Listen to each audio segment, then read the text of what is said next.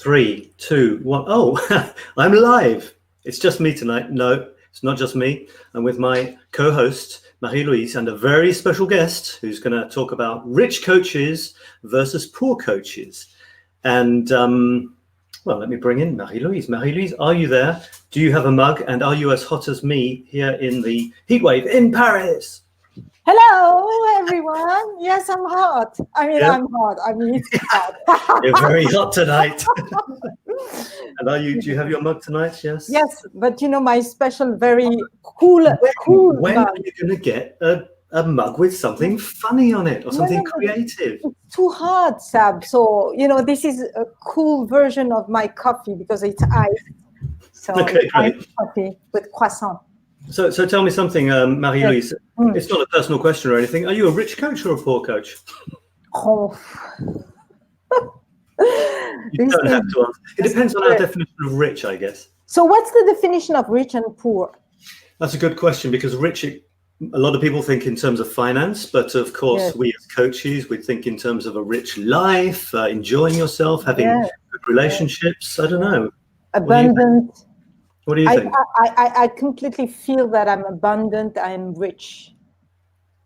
Okay. So, yeah. Yeah. What about you? I'm actually redefining my definition of rich to not just be about money. But having said that, we need money to live. And I've always thought there should be nothing wrong about wanting to get really well paid for doing an amazing job.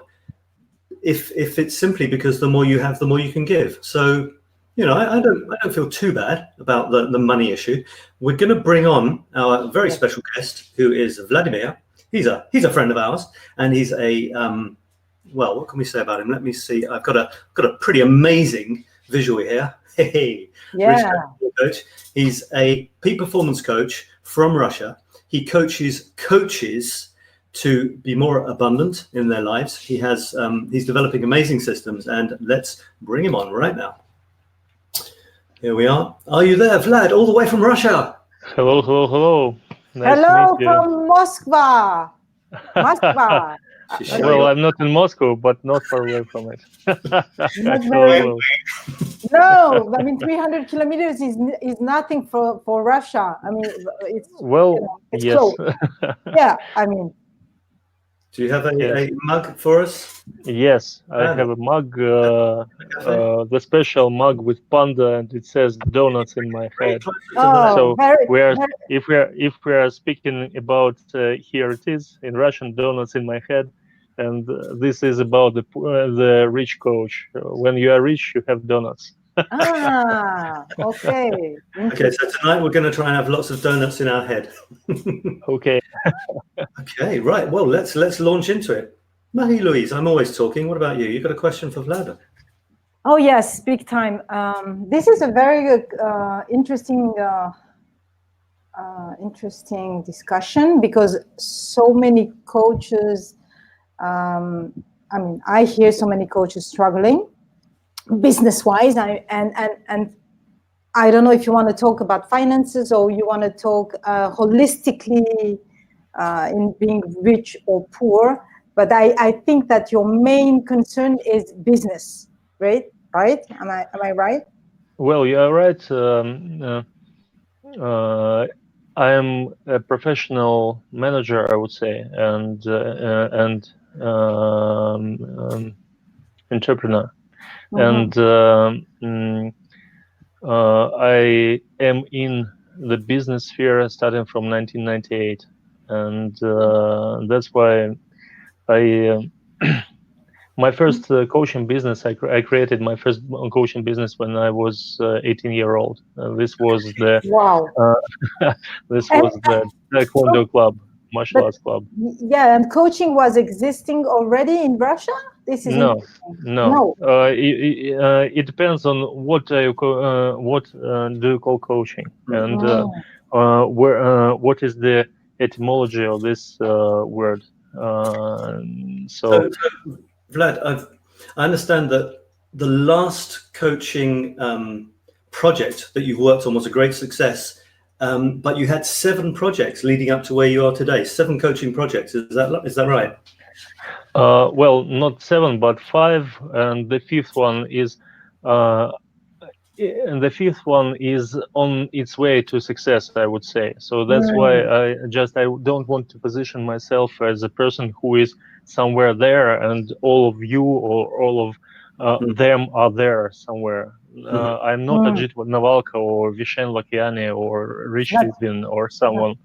Just I'm one of the coaches, but I have an experience. And if we are speaking about the coaching business, or about my experience in coaching business, on running the coaching business, I would say, I had 4 unsuccessful, completely broken projects within the last 7 years before running my successful one. That's why I know all the sides of being rich and being poor, I would say. So that's why I can just share my knowledge about it, and we can discuss it.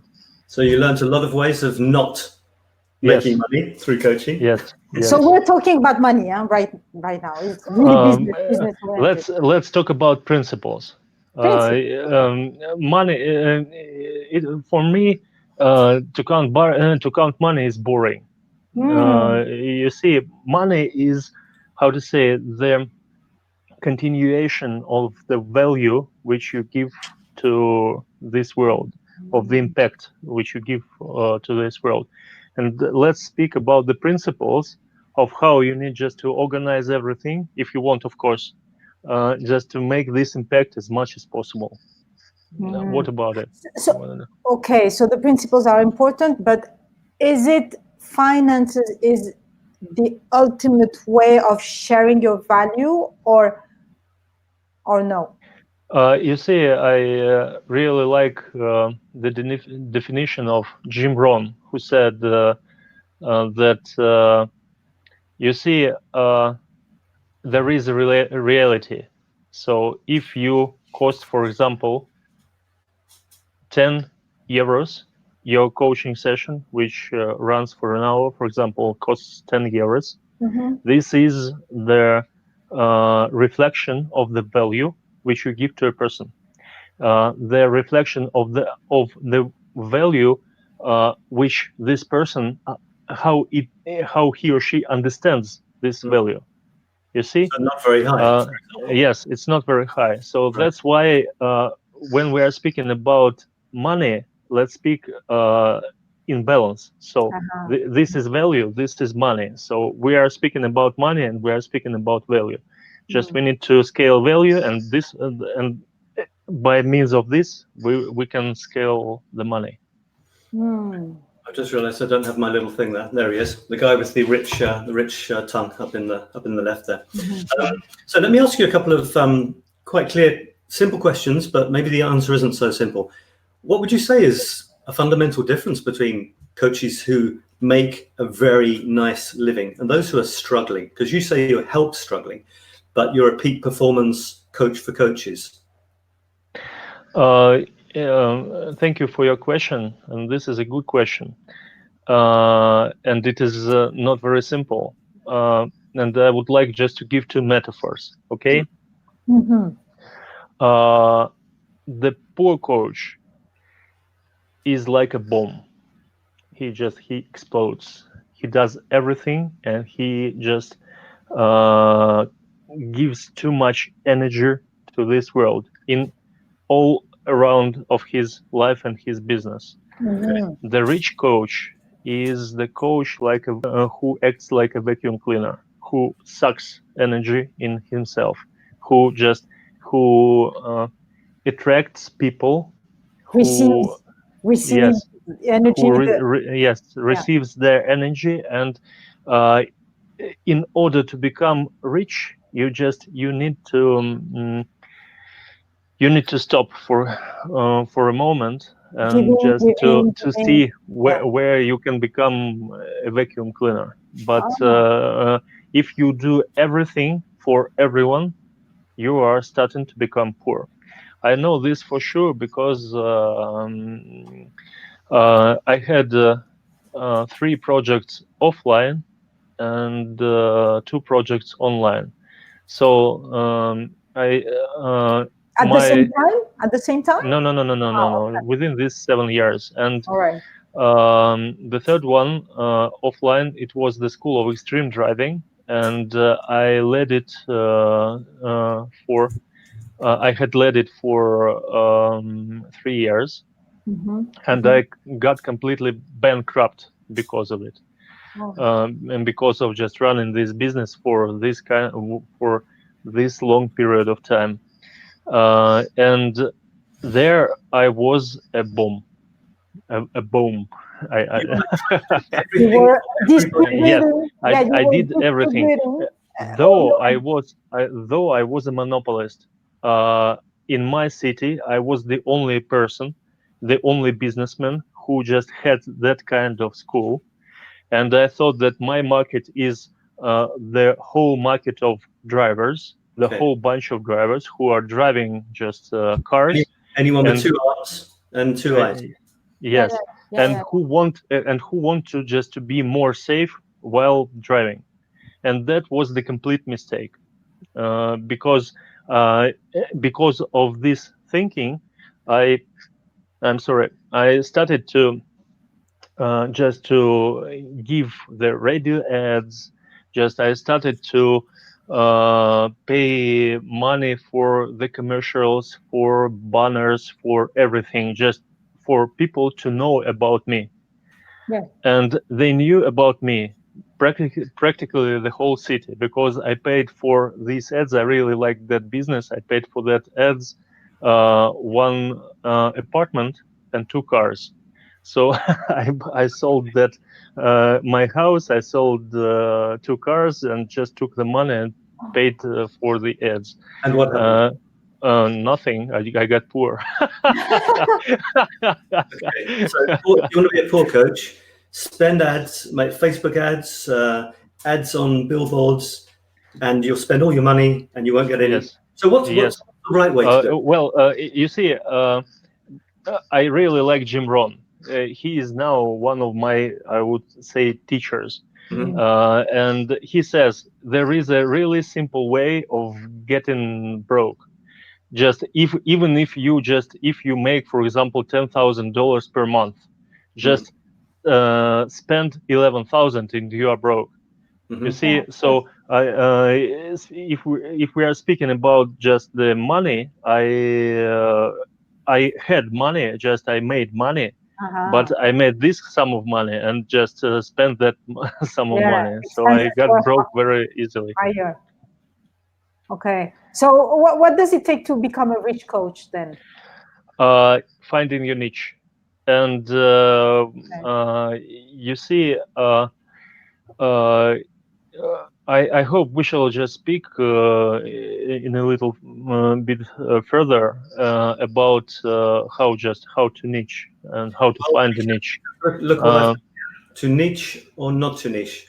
Yes, okay. Not to niche. Yes, like in Shakespeare. But you see, the main thing here is I was trying to work.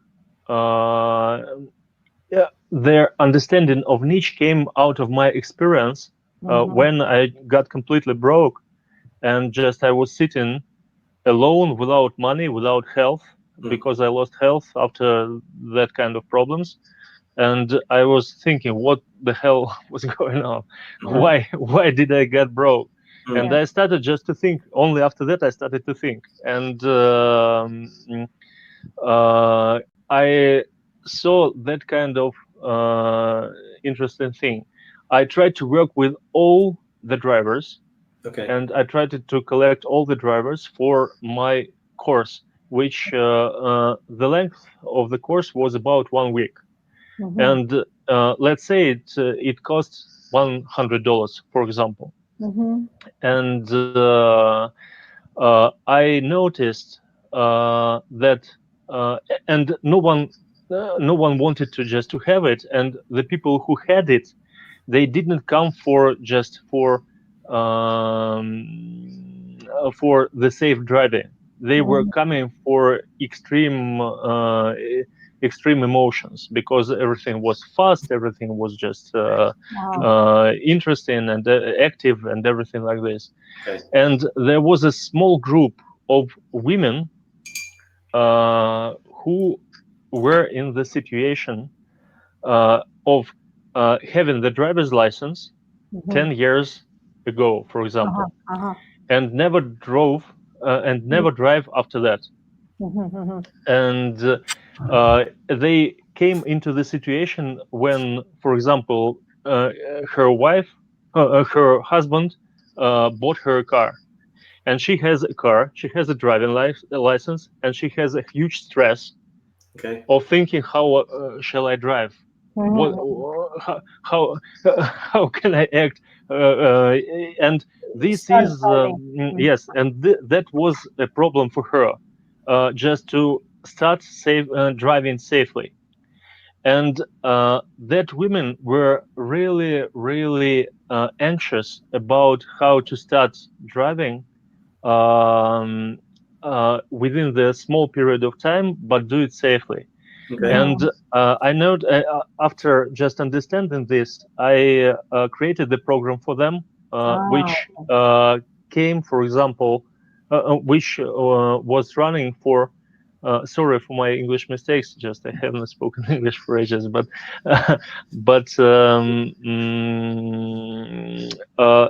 this program was running for a month and a half. And the price of it would be about $600, and they paid it easily because they were suffering. They were suffering from anxiety and all of that. Yeah. Yes, they paid it easily. They understood the value, because I took them individually. I just gave them the knowledge and just the skills of driving on some safe space, and after that just how to park, and only after that I had a methodology just of how to be on the road and to just drive safely.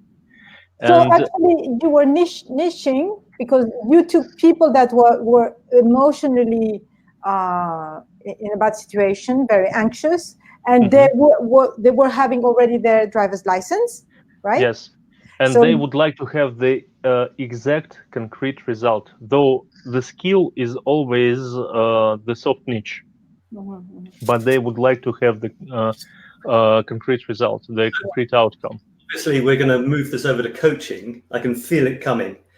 I see a kind of battle between those who think they can coach anybody. You're a human being. Me too. I can coach you. Or other people who are crazy about niching. You know, you've got to tie it down to this tiny little, you know, very small business women between the age of 40 and 42 who have just had their second child and who like drinking coffee.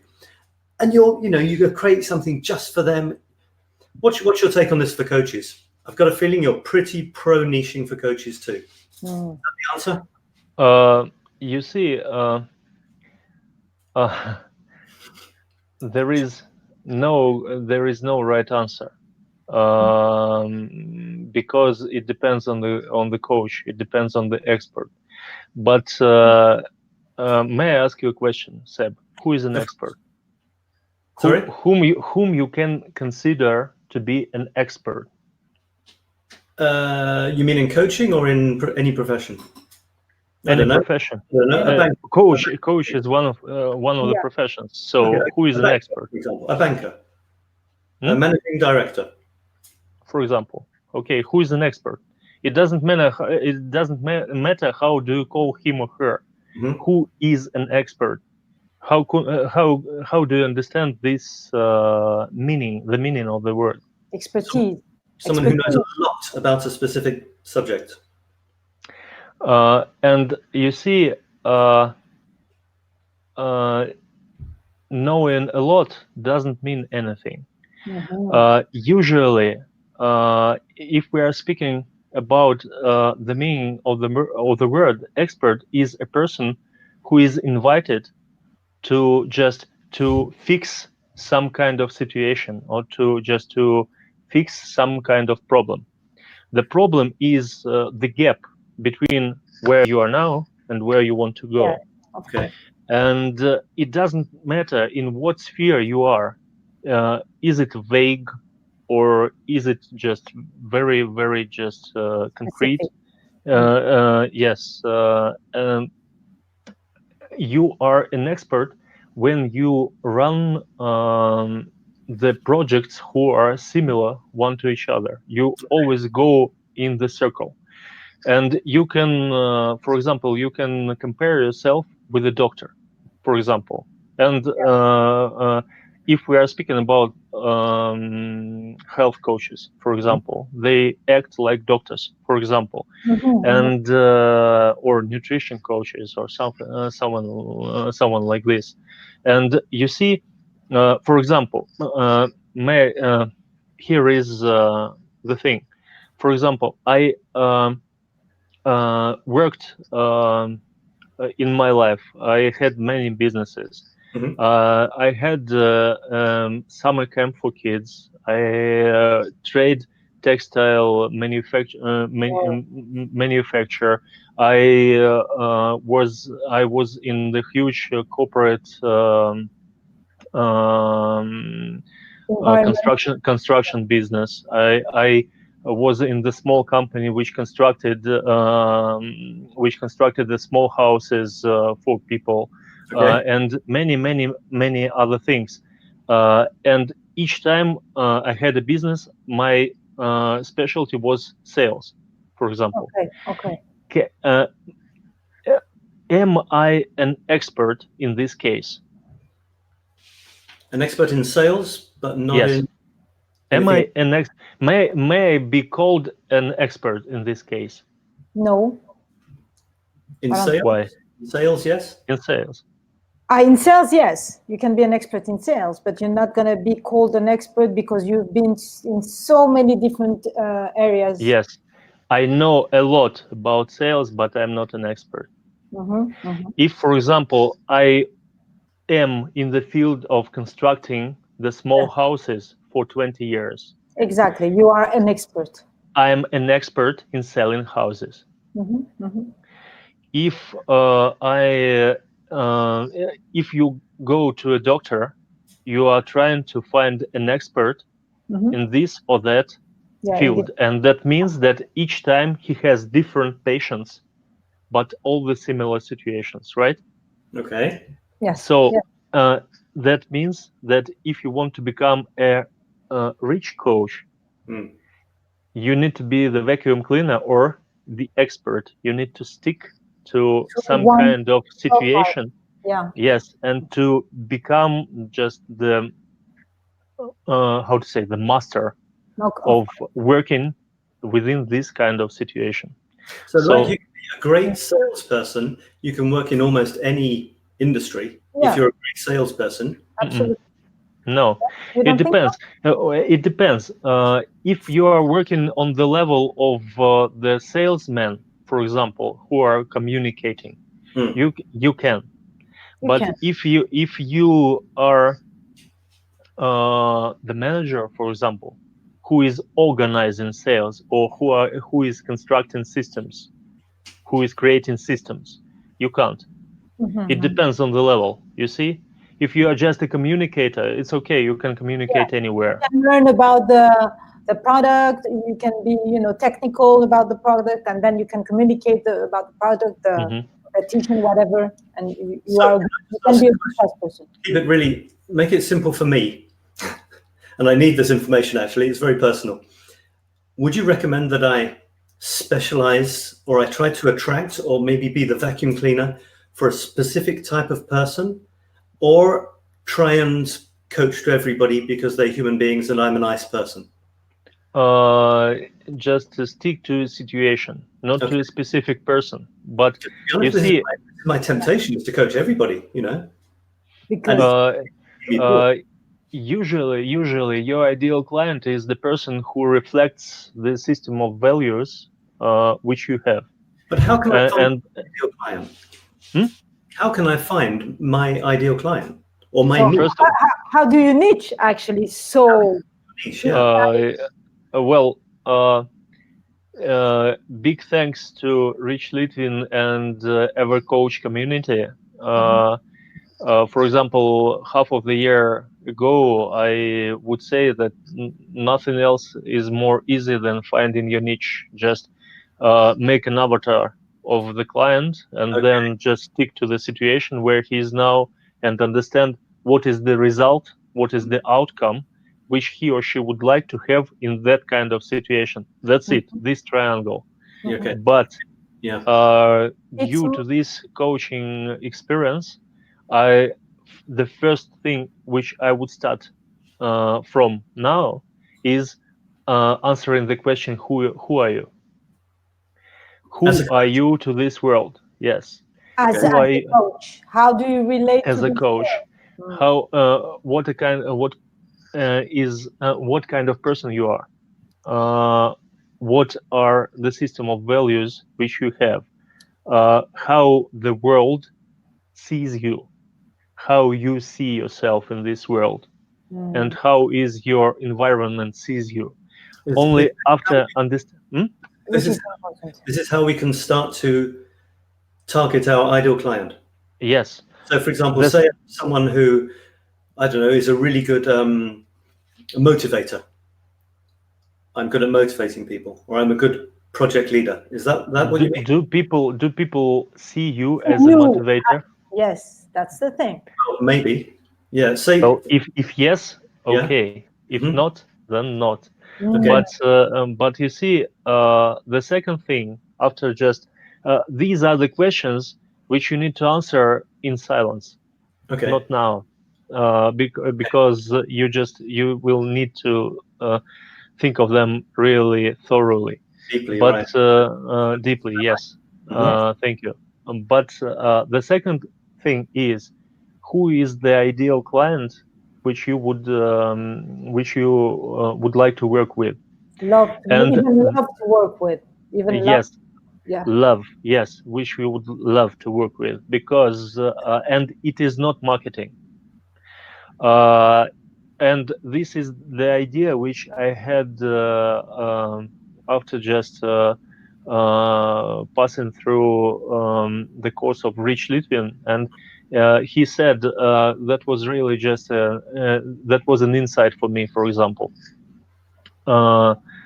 he said that he reached like Richard, and he was born in England, and that means like Richard the Great, Richard the Lion King, and everything like this, and Knights of Round Table, and every time he appears before a person with whom he has a coaching session, he thinks of a person like about a king, and he tries to just to see and to show these features, these characteristics of a king in this or that person. And that idea, and I really like that idea, and I thought a lot about it, and I asked myself whom I would like to work with now, and I put the borders, just the limits for this understanding. Only 2 words. In Russian, this is the adjective and noun. Probably in English too. But I understood that I would like. I've put a goal before myself. I would like to become. I call this goal to become a world champion, world coaching champion. Okay. So I would like to grow there, and for me this is now like a game, a hobby. This is one of the reasons why I'm here and we are speaking to you. I decided just to go there, and when I asked myself whom I would like to work with, in English these are 3 words, but in Russian too. There were their world coaching champions, the people who are ambitious enough to put the top bar high, the people who understand that they need to work more on themselves than on their business, because their business is the reflection of themselves. Yes. And after this, That's just important. yes, and after this, when you just understand what are the psychographics of your ideal client, after this, it is really easy for you to make an avatar. So the avatar is the end result of. Yeah, I'd love to. Avatar is a reflection of your understanding. Whom would you like to see? And what you just said, Vlad, what you just said was great. Imagine who you would attract, someone like a characteristic that you have inside yourself. Yes. No, what I really liked was when you said your business is a reflection of you. So the success of your business is a reflection of how successful you are, something like that. Yes, and how much do you work over yourself? Yeah, how much attention you pay for working over yourself? The thing you said about a characteristic that you think you have. Say, for example, you feel that you're a very confident person, and you would like to look to attract people who are looking to be confident. And when they're in front of you, you see them as extremely confident. Is that right? You put your confidence onto them, and you assume they're confident, and they become confident. No? It's not so much that. I'm sorry. Yeah. I don't know. I'm asking. Or ask, yeah, Vlad. Well, you see, it depends on the system which you have. Of course, it doesn't matter what person tells you when you see him or her for the first time. You just need to understand how committed this person, and to life change, to work with you, and everything like this. And for now, I pay really high attention to this item, to this field. That's why in my business I constructed the multiple levels. And for example, on the first level, I have a community, and coaches. You talk about coaches whom I help to start creating their premium businesses. And the only due to peak performance coaching, if you want to grow, you just need to concentrate on one thing during one thing, and first you just need to make something, then to rest. So their law of growth means like tension, then rest. And so what is one time for you? How long is one time? When you say one time, it depends on your it depends on your task. Okay. So, for example, next week we are starting the coaches challenge. We say so. This is a task for we recommend each other within the community. We approach to people whom we know, for example, to our our prospects, and say, I don't sell you anything. Okay. Just, but I have a list of coaches. Probably you would like to have someone from them. Do you want it? And it is this kind of approach is pretty much interesting, and the outcomes are great. So this is something you've developed in Russian. Yes. You told us that it was a great success. You can tell us exactly what sort of success in a second, and you're developing it in English as well. Is your next step? Yes, this is my next step, but I am just at the tip of starting. Right. At the very beginning, yeah. Yes, at the very beginning. I'm not working yet. How does it work, Vlad? How does it work? How does the system work? What do you mean the system? The system of this challenge, or the system of the whole business? I would like to know about the business, the whole business. How do you on the first level, I have this community of coaches, and we're the only task which we are working upon there is creating clients. Okay. Only through direct invitations, only through the word of mouth, or only through referrals. So we are creating clients, and I gave them the platform. I made the website for them, not for me, but for them. And I have I would say, the online school with materials, just a platform with materials, with valuable things and videos and everything like this. We have a chat, we have a private group, we have the plan of actions and everything like this. So we are just working like a community. We're just constantly, yes, we are constantly working and chatting and just interacting with each other. And this is the first level for them.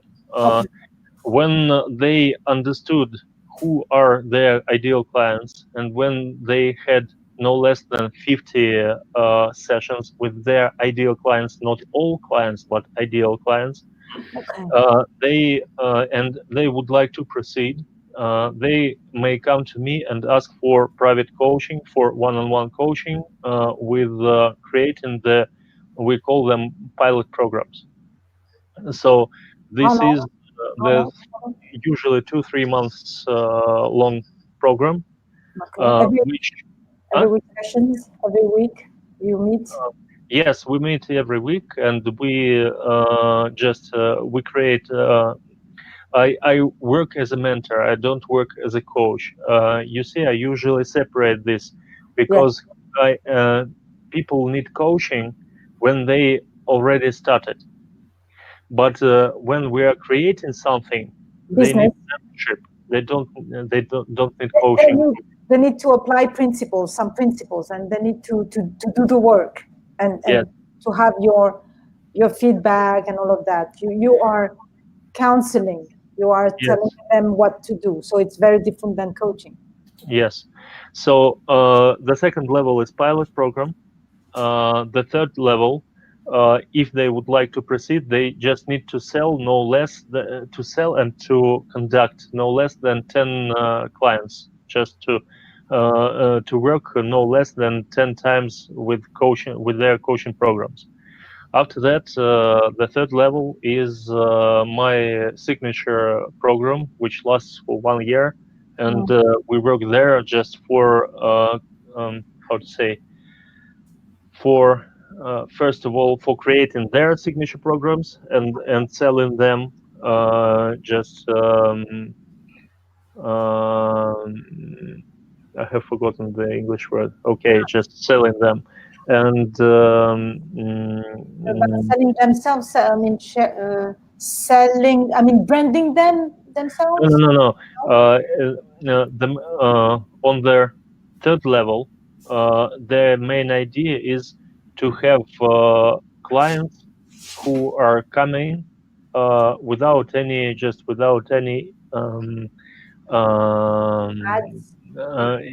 without any influence, who are coming themselves and brand themselves. They're attracting. Yes. They're coming from the community which we start to create, starting from the 0 point, just starting from the first level. And on the third level, they need to have no less than, for example, 5 clients or 10 clients in one-on-one coaching. Premium prices. Premium prices. In premium prices, right? Yes. You see, this is a really interesting question, and Seb helped me once with understanding this question when we were just chatting. How can we just measure value? Yes. This is an interesting question. How can we measure value? What is value?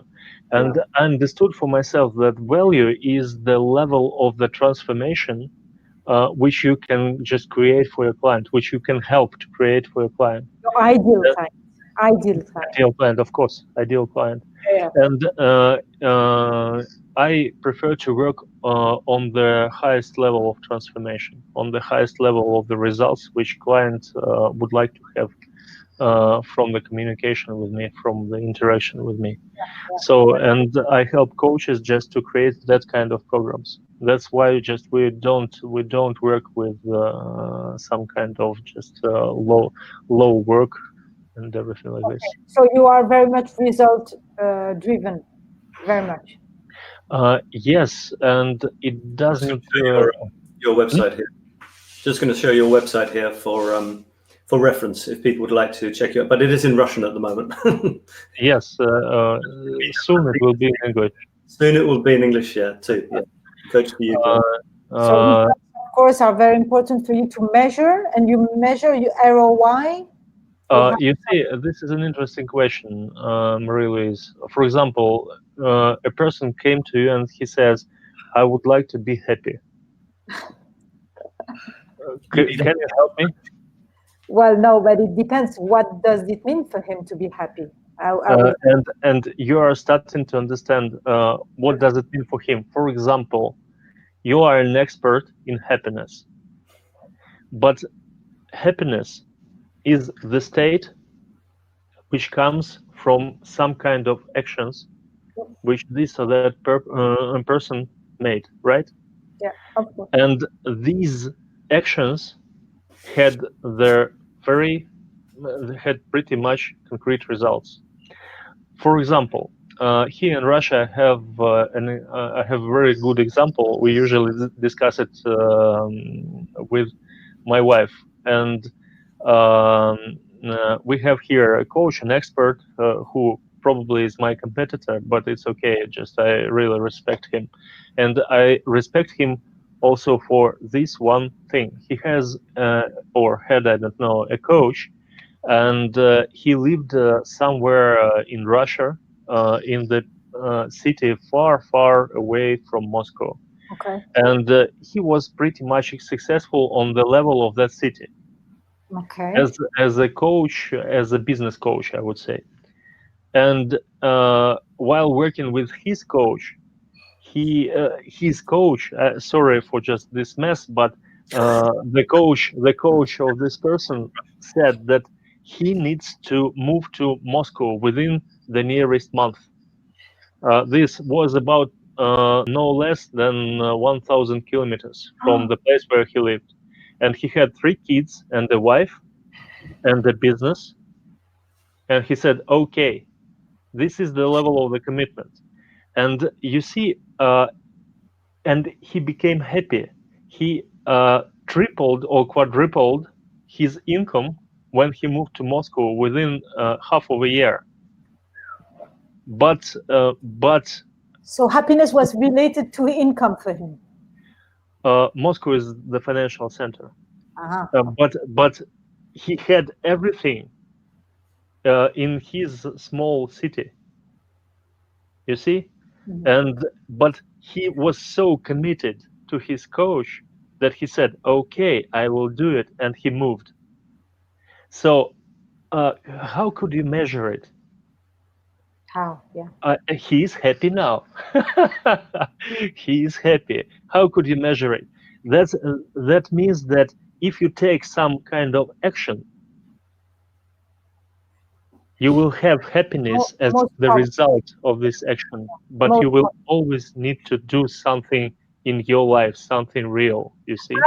Always out of your comfort zone. Anyway, we always say that if you repeat the same thing again and again, then, I mean, Albert Einstein was saying, you know, insanity is about repeating again and again and wanting a different result, which is impossible, of course.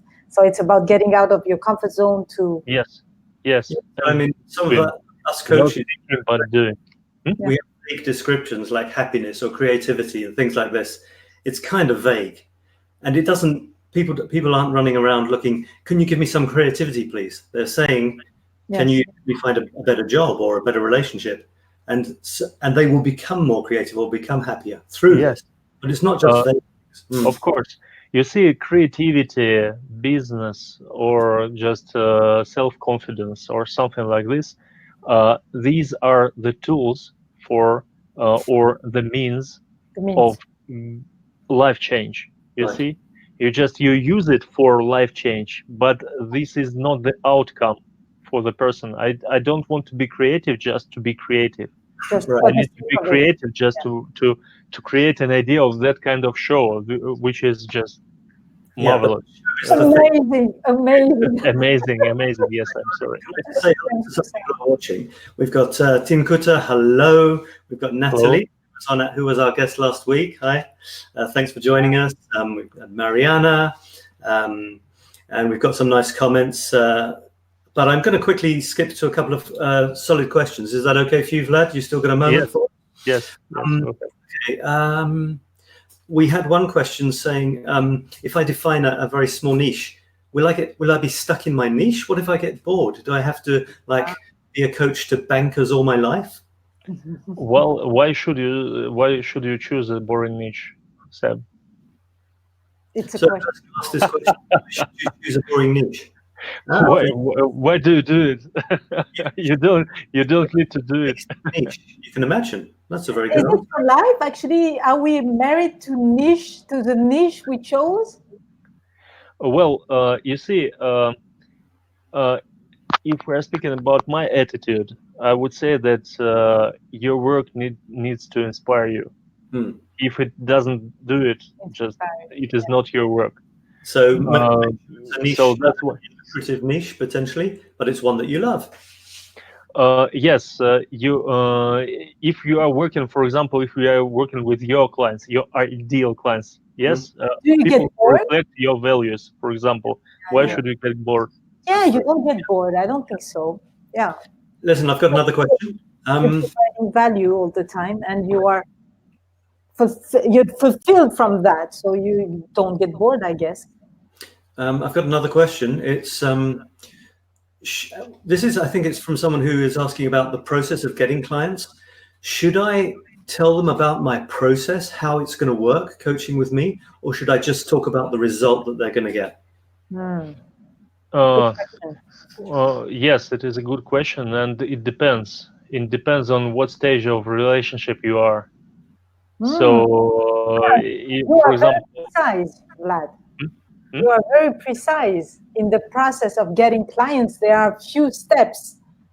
Of course, because if you are starting to speak about the results, the price, and everything just on the beginning, it's okay. But you need to understand that you see there are always 4 groups of people with whom you will meet. The first one are the people who don't care about what you do, whatever you do. The third one is the people who can't afford your services, whatever just you do, and no matter how are the prices, how high are the prices. The third one are the people who are hesitating. And the fourth group are usually the smallest group, are the people who are eager to buy right here and right now. So very small percentage. Very small percentage. That's why just you need to understand. You understand the word funnel, right? And you have how to say the traffic which goes to funnel. I don't like word traffic because traffic are the people. Yeah.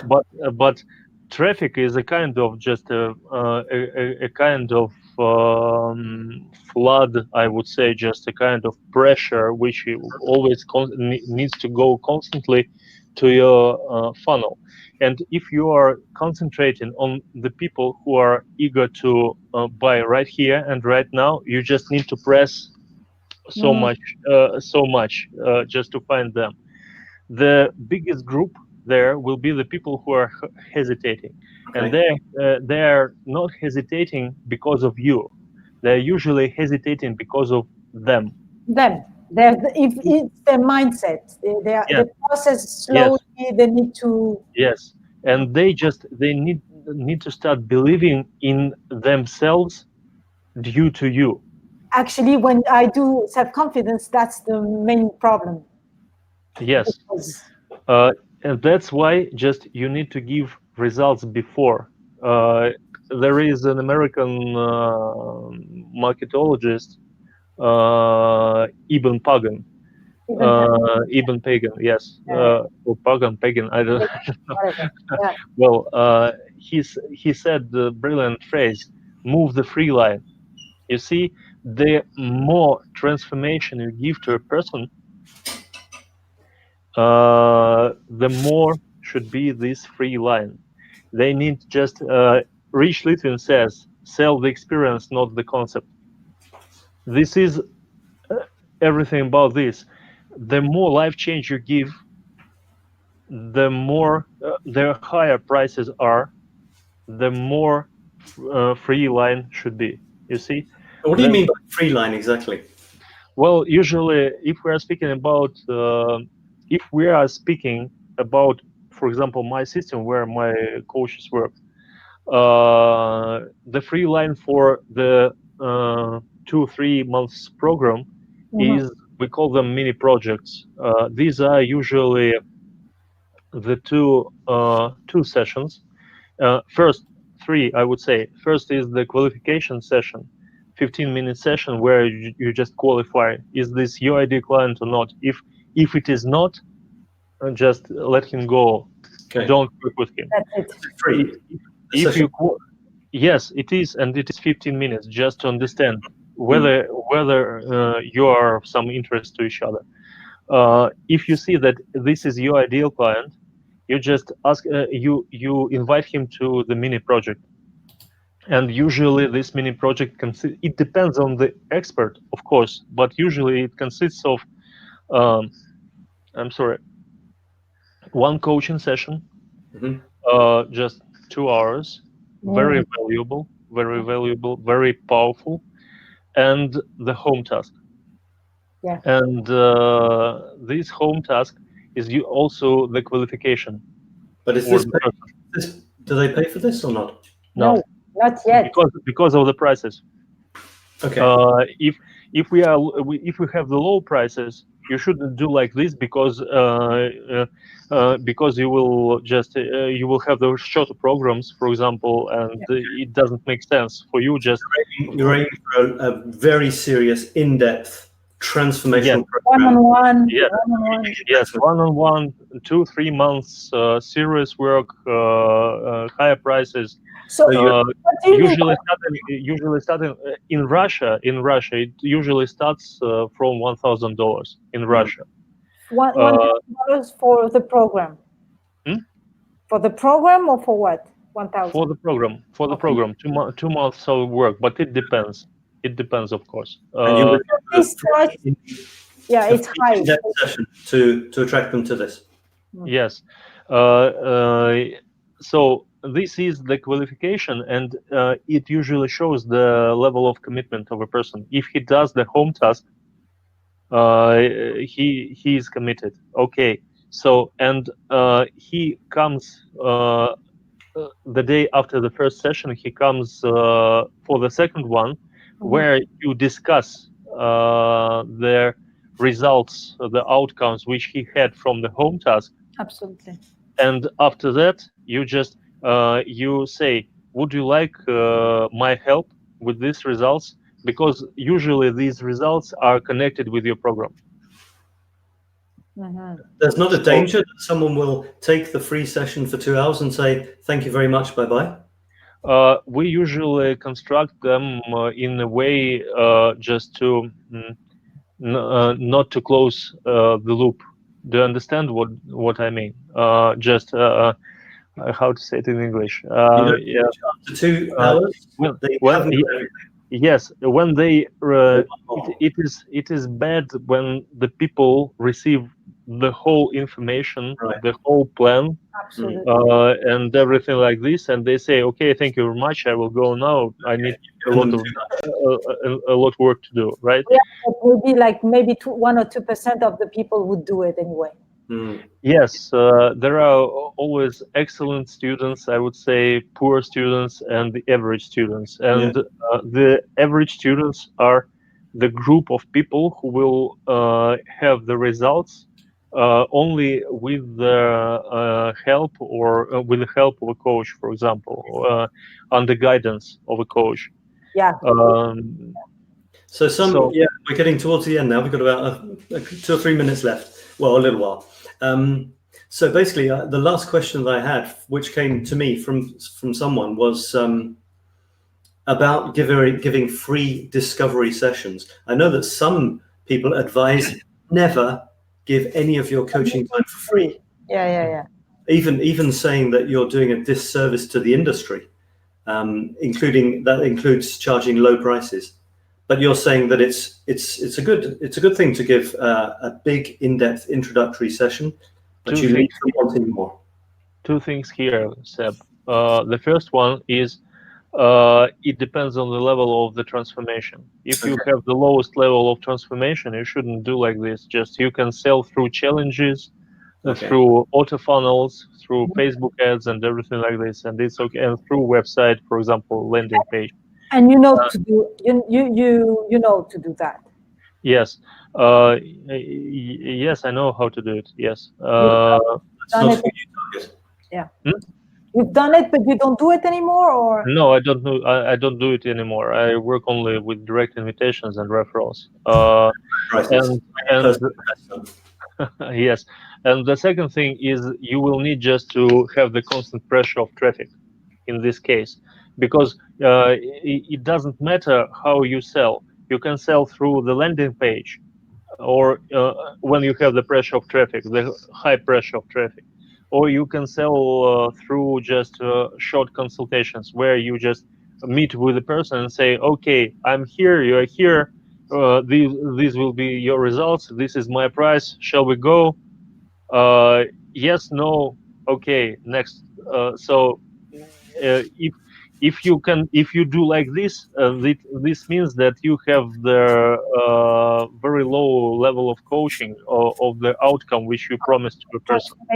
If you have this the huge outcome, this will be the mistake which will ruin your business, because in this kind of high transformation, you will need to act with the person one-on-one and show him your attitude and show him your commitment to work with him, and to show that you are in his situation, for him to just to have trust for you.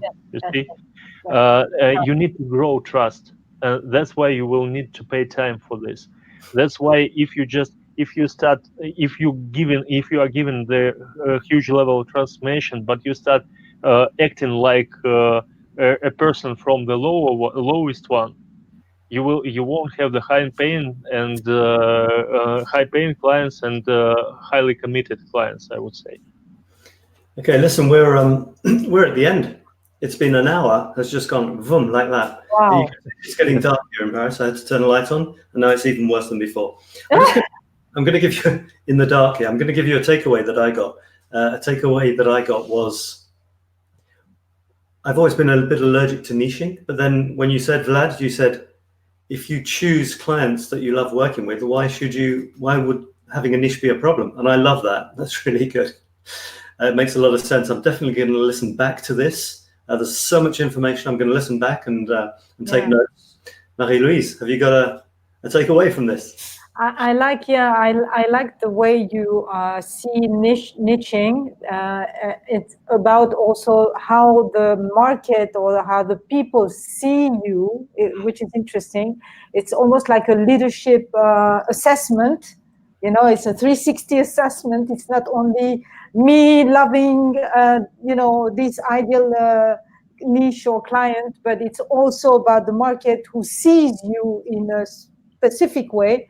And this is very, it's very interesting. It's very reassuring also. Vlad, have you got a final thing to say for us? Yes, thank you very much for the opportunity.